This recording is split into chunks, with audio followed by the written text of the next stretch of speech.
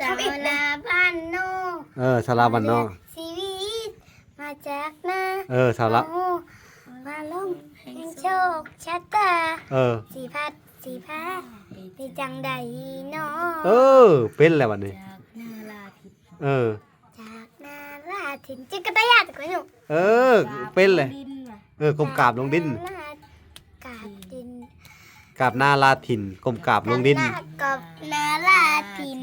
กลมกราบลงดินกราบลาพ่อแม่พ่อคือสินใส่หัวเลี้ยวดาวต่อสู่กอท้อมอสิท้อมอสำนีเองเอาเป็นแล้วเริ่มเป็นแล้วเริ่มเก่งแล้วพี่น้องมาแล้วบาดนี้เนาะมือพึกอีกแล้วบัดเด้อ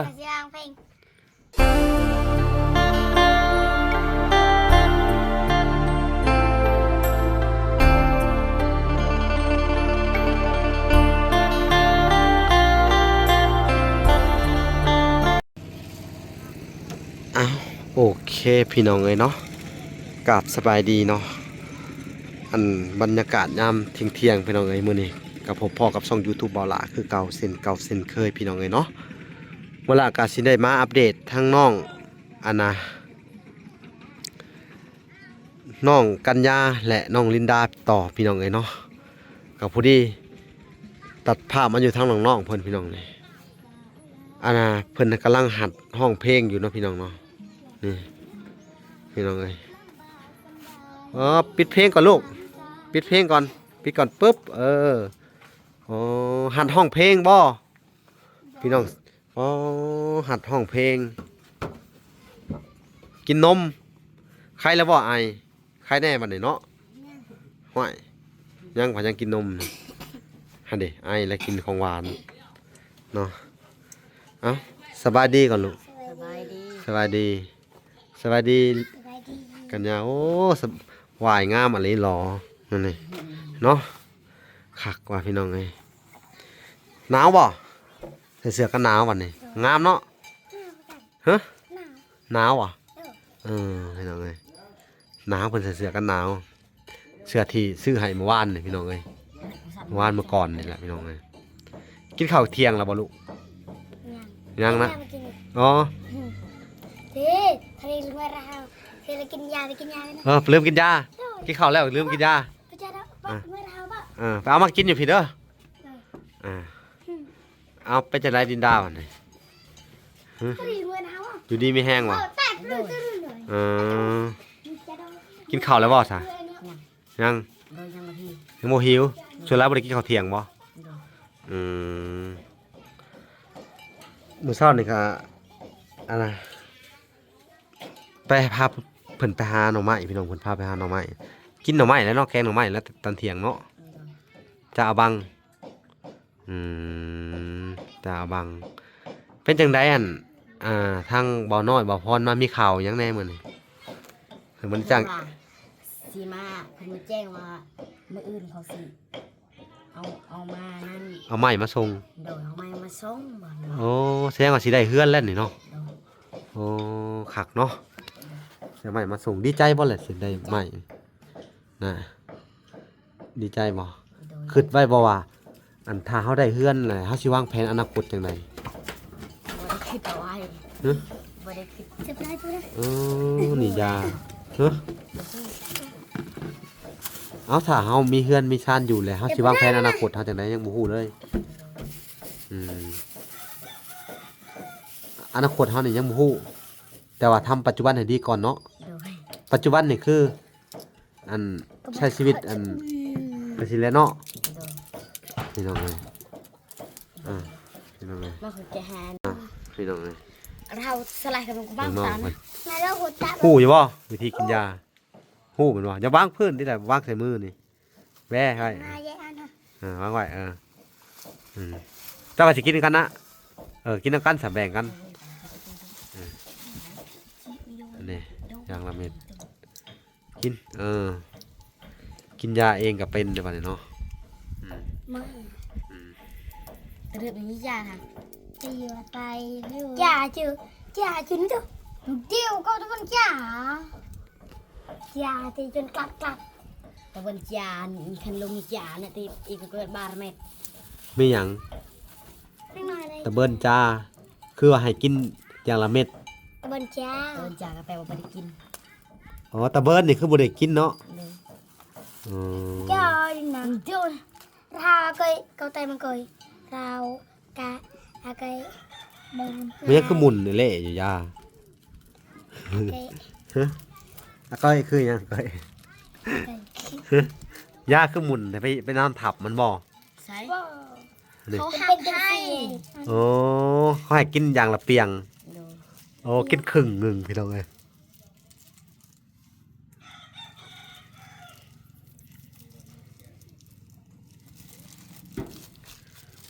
เอามานี่กินบัดนี้แบ่งกันได้พี่น้องเอ้ยเจ้ากับเป็นไอคือกันบ่น้องสาวน้อยน้อย จะยั่วจู่ต้องเศร้า คือเลยนกกระดาษครับ ว่าจะนางงาม จะไปจ่าพระน้ำหยิลำเถอะ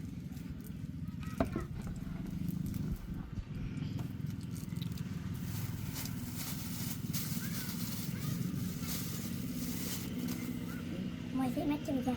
มาใหม่จะก็พูด กินบัดนี้เอาเข่าพร้อมกันเลย3 เม็ดเลย แล้วก็ลองน้ำเข้าไปเอาเข่าพร้อมกันเลย วิธีกินยาอันเม็ดนี้น้ำ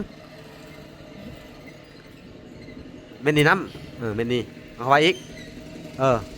กระเบื้องเรื่อยจัง อมเอาพอดี อ้อมหลักกินใช่เน่า คึกก่อนเลยกินยาอะไรกินน้ำไม่หลายอันนี้ดีแหละเนาะ ยืนได้เหรอ ซุปดีแหละว่าอีกอย่างนี้กินหน่อยนี่อย่าอมดื่มเลยดื่มกึก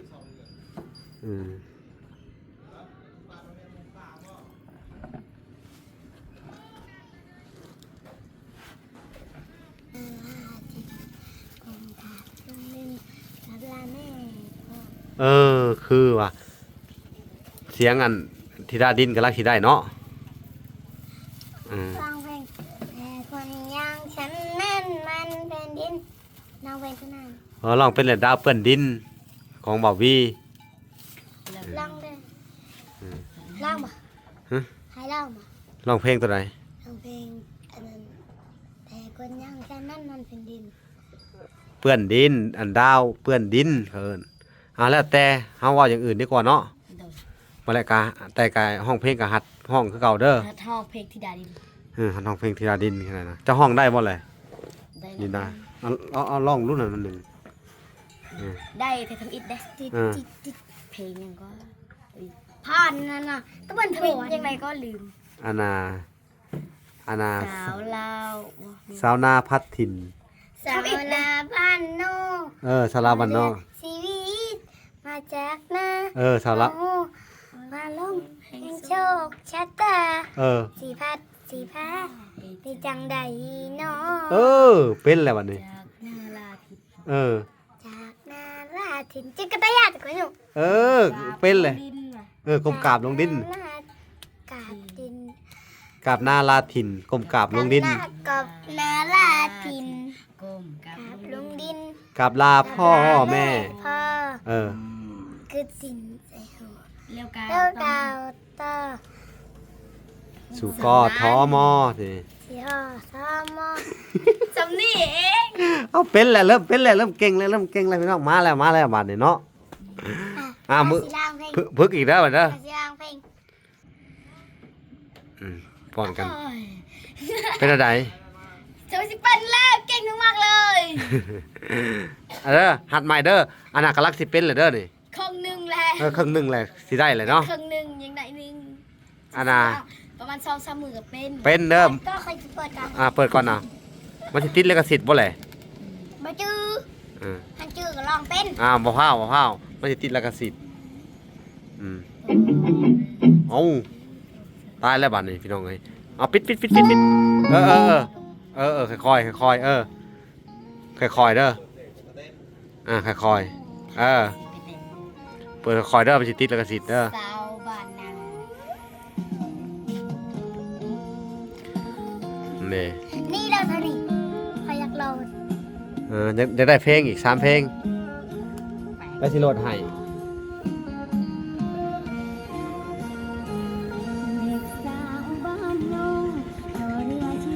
เสียงลงอีกนะ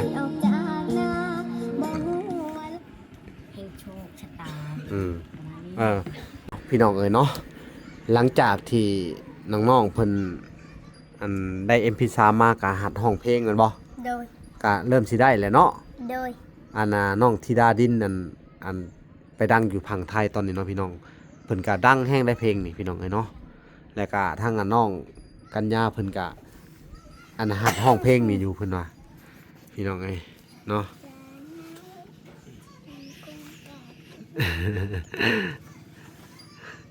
เป็นจะใดบ่อันตอนนี้คิดหยังอยู่ตอนนี้ ได้คิดไง บ่ เดี๋ยว ม่วนบ่ละเพลงนี่ คิดจะไปร้อง ฮะจะได้หยัง คิดอยากได้คิดอยากห้องเพลงว่าจัง อ๋อคิดจะได้ห้องเพลงนี่บ่ ว้า คิดจะได้หยัง คิดจะได้ เวลา ฮะ คิดจะได้ห้านแล้วก็ร้องเพลงแล้วก็ ห้านคาราโอเกะนี่สิบ่ เดี๋ยว ห้านคาราโอเกะห้องเพลง เดี๋ยว อ้าวพี่น้องเอ้ยคิดได้ก็เว้าไปแนวนั้นเนาะบาดนี้ แล้วคิดจะได้ห้านมาร้องเพลงบาดนี้เนาะโอเคพี่น้องนะหลังจากที่ว่าพูดคุยกับเด็กน้องๆเพิ่นแล้วพี่น้องเอ้ยกัญญาไปเบิ่งบอลไปเบิ่งบอลเพิ่นสิเจาะน้ำบาดาลเจ้ามักบอลไหนเจาะน้ำบาดาลฮะมักบอลผู้โหนแจ้ผู้บ่ผู้ที่มีทางน้ำบาดาลพี่น้องเอ้ยพลาดติดต่อมาว่าสิมาเจาะน้ำให้ทางแม่น้องแน่นหนาสบายดีเด้อสบายดีคือว่ามาลงไว้เนาะมาลงบอลนี้ไว้ก็พอดีเพิ่นว่าเพิ่นก็สิพาเงินมาประมาณมื้อวันอาทิตย์นี่แหละเสาร์อาทิตย์นี่เด้อและตอนนี้งบเฮาหามีเรื่องเกี่ยวกับน้ำบาดาลของทางน้องแน่นหนาเนาะแต่ว่าเพิ่นกับเผาอยากเจาะคือกันเนาะพี่น้องบ่ลากะพอดีมีเวียกทางบ้านเนาะก็เลยสิมื้อสักมื้อหนึงก็สิได้กลับมานะพี่น้องเนาะเพราะว่าเพิ่นก็มาอยากเจาะน้ำแต่ว่าเฮาก็สิให้เพิ่นท่าเนาะเพราะว่าเฮาก็อยากอัปเดตเฮาก็อยากเบิ่งว่าบอลใดที่มันเหมาะสมอันนี้ก็มาเบิ่งไว้ก่อนบ่ทางน้องน้องกัญญาพี่น้องเอ้ยแต่ว่าคือว่าบอลใดแจ้นี่มันบ่แจ้นี่โลดเนาะนี่เนาะพี่น้องเพิ่นก็มาเบิ่งไว้อันนี้เลยเนาะอย่ามันติดกับเฮือนเนาะดินมันไปเอายับมาพี่ก็ได้เนาะนี่ขาเขตนี่ประมาณนี้เนาะได้แม่นนี่ได้แล้วนี่ซอยได้แล้วเจาะบังนี่เนาะ นี่ได้แล้วนะ เจ้ามักวันนี้นะเพราะว่าสิปลุกเฮือนนี่ได้ปลุกนี่ได้กัญญา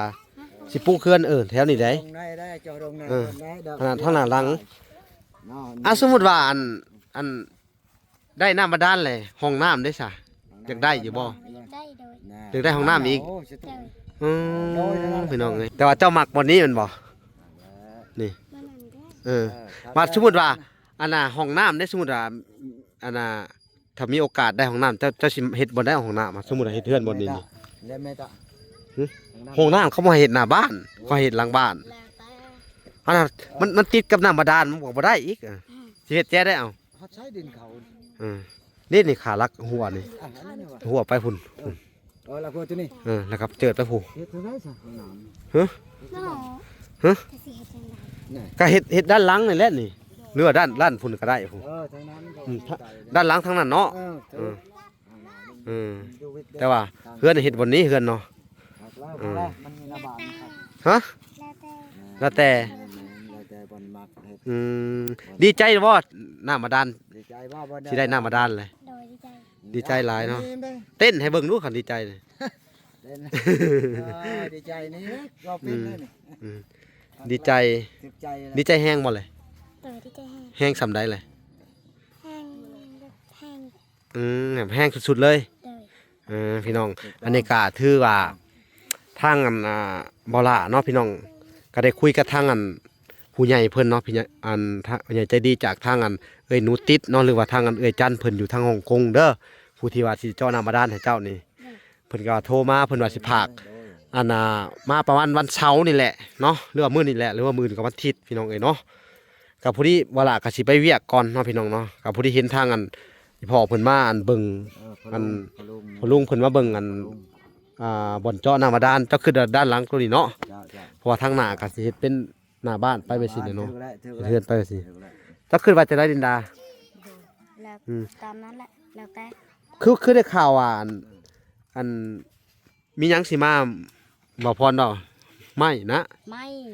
ม่เป็นเสาบ่ ขึ้นสิมา อืมไม่ก็สิมาเลยเนาะฮะ ไอ้บ้านน้อยแล้ว เอามานอนหน้าเว้า เดี๋ยวไอ้บ้านน้อย อืมไม่สิมาก่อนเนาะเพิ่นสั่งเรียบร้อยเลยเอาก็ดีใจนำเด้อสิได้เฮือนแหละดีใจได้บัดนี้ นั่นแหละ ดีใจเนาะ โดย บัดนี้น้ำบาดาลก็สิได้เจาะเลยดีใจบ่เลยซะเจ้า ดีใจ นี่พอลุงเพิ่นก็มาเบิ่งเรียบร้อยเลย นี่เด็กพ่อลุง ฮะเด้ นกพ่อลุงโลด ดีใจหลายเนาะ คืนไก่ ดีใจ อืมอืมดีใจหลายเพิ่นว่าพี่น้องเอ้ยบัดนี้ได้น้ำแล้วก็อันถ้ามีน้ำบาดาลแล้วเฮาวางแผนอยากเฮ็ดหยังน้ำถ้ามีน้ำเลย ได้เฮือน ได้เฮือนได้เฮือนแล้วแล้วก็อันน่ะถ้ามีน้ำแหละเฮาสิปลูกบ่ผักบ่นี่ โอ้ ถ้าอยากปลูกหยังผัก พักธรรมชาตินี่แหละ แล้วได้ผักธรรมชาติผักผักอิหยัง ศาสตร์ มักแตง มักเตย ถ้าอยากปลูกหยังเอาผมเคยของเจ้านี่ มักแตง ผักแตง ยังได้ มักเท่าไหร่ เจะเคยปลูกบ่นี่หาว่ามานี่ เคยปลูกน้ำไม่เท่า เจะเคยปลูกมันบ่ เลย ได้กินมันบ่ ได้กิน ลองบ่เลยถ้าได้น้ำแล้วเฮาลองปลูกบ่เลย เดี๋ยว มันกาพี่น้องเอ้ยถ้าได้น้ำแล้วเพิ่นได้น้ำเพิ่นน้องๆเพิ่นก็อยากปลูกผักพี่น้องเนาะและบ้านนี่อันน่ะปลูกผักนี่มันต้องมีหัวคือว่าแล้วบ่มีรักหัวเนาะบ่มีตะนางพี่น้องเอ้ยถ้าได้น้ำแล้วก็ต้องมีรักหัวมีตะนางบัดนี้จังสิปลูกผักได้เนาะ โดย ผักหยังแน่ บ่สั่นก็มีงูหัวมากินควายมากินแหละ อืม คันบ่ ฉะนั้นเฮาก็หาตัดไม้แถวนี้นี่เอามาเฮ็ดไว้บ่เลย โดย เอามาเฮ็ดเฮ็ดหัวอ้อมเนาะถ้าเฮาเจาะน้ำแล้วเนาะ โดย เฮ็ดหัวเฮ็ดหัวบ่ใหญ่ปานใดเขาก็เฮ็ดปลูกผักเอาบ่ โดยเอ้า เนาะไปตัดมะขั่วเฮาก็มาเฮ็ดนี่เนาะเดี๋ยวสิพาไปตัดไม้ถ้าว่าบ่มีลักหัวเนาะถ้าว่ามีหัวก็ดีได้แต่เฮาน่ะเนาะมีตะนางเนาะอ้อมเรียบร้อยเนาะ ดีแต่มันบ่มีเงิน อืมแม่นอยู่พี่น้องเอ้ยเนาะถ้าน้องเพิ่นได้เจาะน้ำบาดาลเพิ่นก็อยากปลูกผักหน้านี่เขาปลูกผักนะหยังนี่เนาะ โดย ผักกาดผักสลัดผักอันหยังนี่เพิ่นปลูกพี่น้องเอ้ยเป็นตาได้กินอยู่เลยเนาะ โดย เอาโอเค พี่น้องเอ้ยคลิปนี้กะผมมีหยังพี่น้องเอ้ยทางเวลากะสิได้เดินทาง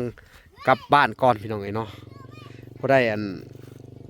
พูดแหละพี่น้องเอ้ยมื้อจังสิมาใหม่พี่น้องไปเบียกไปงานก่อนเด้อ โดย เอาโอเคพี่น้องเอ้ยท้ายคลิปนี้ก็บ่มีหยังเวลากะสิได้อำลาพาจากก่อนพี่น้องเอ้ยเนาะกะมาอัปเดตน้องๆเพิ่นเกี่ยวกับบ่อนเจาะน้ำบาดาลนี่แหละพี่น้องเนาะนี่แหละทางรถเจาะน้ำบาดาลเพิ่นก็มาเลยพี่น้องเอ้ยมาเบิ่งไว้เพิ่นว่าเนาะเพิ่นก็อยากอยากเผาเจาะเผาเมื่อเพิ่นว่าเนาะแต่ว่าลากะข้าวเวียกพี่น้องเอ้ยต้องไปเฮ็ดเวียกเฮ็ดงานก่อนเนาะเพราะว่าช่วงนี้ก็เกี่ยวข้าวเกี่ยวน้ำแล้วก็สิเก็บเพื่องเนาะพี่น้องเอ้ยเก็บเพื่องไว้ให้งัวกินเนาะเอาโอเคพี่น้องเอ้ยคลิปนี้ก็ฝากมาติดตามคลิปตอนต่อไปเนาะพี่น้องเนาะว่าสิมีหยังคืบหน้าแน่แต่ที่แน่ว่าล่ะก็สิได้ไปอัปเดตเรื่องรถน้ำเจาะน้ำบาดาลพี่น้องเอ้ยสิเจาะให้ทั้งแม่คำตากับน้องเน้นนาพี่น้องเอ้ยเนาะเอาพี่น้องเอ้ยก็สิได้จบลงก่อนแต่เพียงเท่านี้เนาะขอกล่าวคำว่าสบายดีและสวัสดีพี่น้องเอ้ยพอกันใหม่คลิปหน้าบ๊ายบาย